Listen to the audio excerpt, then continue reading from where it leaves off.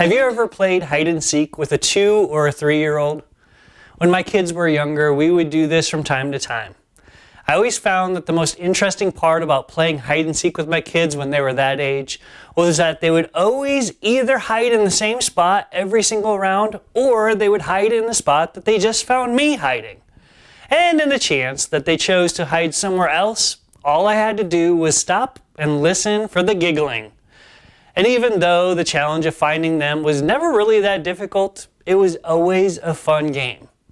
Now, as my kids have gotten older, they are, of course, a lot less predictable and have gotten much better at hiding. I mean, seriously, other than a toddler, who would hide in the same spot every time? Well, Jesus kind of did. As I was reading Luke's account of Jesus' last few days of ministry, I found something pretty interesting. It looked as if Jesus made it known to the rest of the disciples exactly where they could find him every evening during the last week of his ministry. Luke chapter 21, verse 37 talks about it.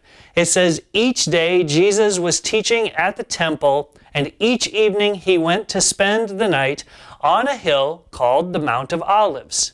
Luke chapter 22, verse 39 says a similar thing. It says, "Jesus went out as usual to the Mount of Olives, and his disciples followed him."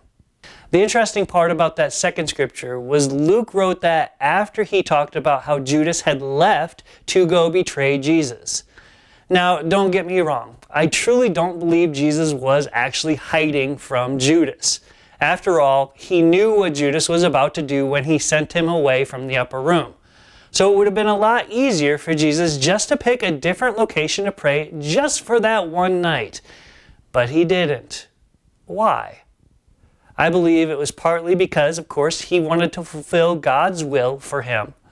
But also because I think Jesus really wanted to be found.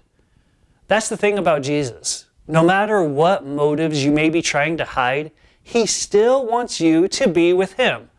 It's why he didn't hide from Judas, and it's why he will never hide from you. All you need to do is to seek him. And when you do, I guarantee you will find him.